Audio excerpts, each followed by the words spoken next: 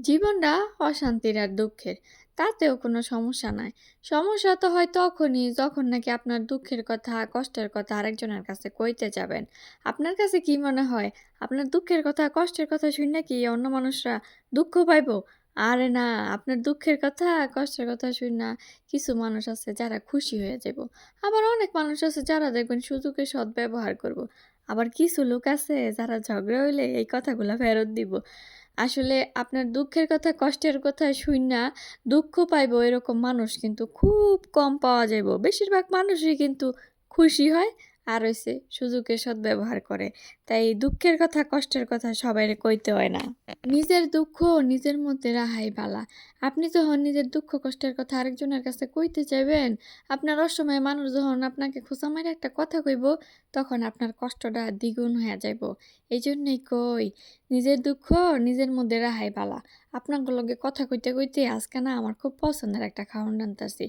এখন তো অনেকে কইবেন, "এটা তো মাছ, মাংস না, আপনার কি এমন পছন্দের খাওয়ান রান্না করতেছেন?" সবার আসলে মাছ, মাংস পছন্দ থাকে না, বুঝছেন? এর বাইরেও মানুষের কিছু পছন্দের খাওয়ান থাকতে পারে।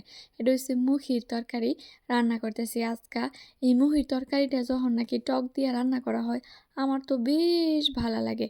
আর বিশেষ করে যখন জলপাই দেই, তাহলে তো কথাই নেই। এখন যেহেতু জলপাইয়ের সিজন, এজন্য আরকি তরকারিটা রান্না করতেছি। আর সিজন ছাড়াও কিন্তু জলপাই দিয়ে রান্না করা যায় কচুরমুহি। যদি জলপাইয়ের সিজনে জলপাই বেশি কইরা ফ্রোজেন কইরা রাখা যায়, তাহলে কিন্তু সারা বছরই এরকম করে খাওন যাইবো বা অন্য কিছু খাওন যাইবো। আর যেই যুগ আইছে আসলে সিজন আর নন সিজন বইলা কথা নাই। মানুষ এখন বছরের পর বছর সবকিছুই ফ্রোজেন কইরা রাইখা দেয়। আমার যেহেতু জলপাইটা পছন্দের, এজন্য জলপাইয়ের সিজন আইলে দেখা যায় ফ্রিজে বেশি করে ফ্রোজেন করে রাইখা দেই। যাতে বছরের অন্যান্য সময়ে পছন্দের খাওনটা খাইতে পারি। কচুর মুহি কন যেকোনো ধরনের কচুই কিন্তু আমার অনেক বেশি পছন্দের। তবে এই পছন্দের তরকারির মধ্যে যদি জলপাইয়ের চুহা না দেওয়া হয়, তাইলে আবার ওইটা আমার খাইতে ভালো লাগে না। শুধুমাত্র কচু তরকারিতেই এই জলপাইয়ের চুহাটা দিলে আমার ভীষণ ভালো লাগে। মুহি তরকারিতে জলপাই এমন আস্তেই দেওয়া হইছে। কারণ জলপাই কাইটা দিলে তরকারি বেশি চুহা হয়ে যাবে। আর বেশি চুহা হইলে বাকি কেউ তো আর খাইতে পারবো না। তরকারিটা তো মূলত সবার জন্যই রান্না করা হইতেছে।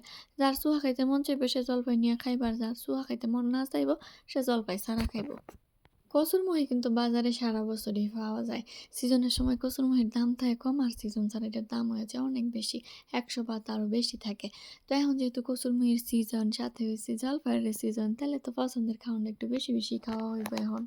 মুহি তরকারিটা যখন মোটামুটি ঘন হইয়া আইব, তখন কিন্তু এটা তুইলা ফেলাইতে হইব। কারণ এটা ঠান্ডা হইলে আরেকটু ঘন হইব। আর গরম ভাতের সাথে এরকম মুহি তরকারি হইলে ওইদিন তো আর আমার কিছুই লাগে না। আমার পছন্দের খাওন বইলা কথা। তো সবাই ভালো থাকেন, সুস্থ থাকেন। টাটা, বাই বাই, আল্লাহ হাফেজ।